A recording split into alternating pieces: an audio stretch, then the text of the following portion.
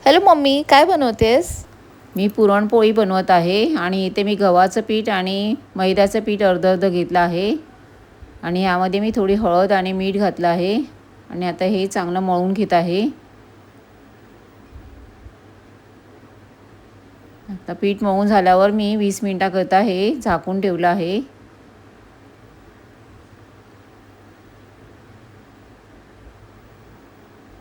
आणि इथे मी अर्धा किलो चण्याची डाळ घेतली आहे आणि भिजत घातली आहे आणि अर्धा किलोच गूळ घेतला आहे।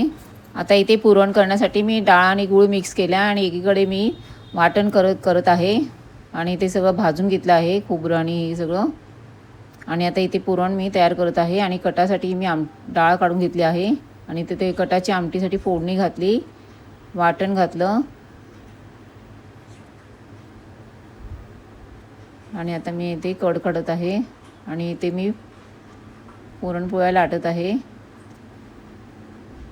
याचा डिटेल व्हिडिओ तुम्हाला माझ्या चॅनलवर मिळेल, तिथे जाऊन पहा। आणि अशा तऱ्हेने मी पुरणपोळ्या केल्या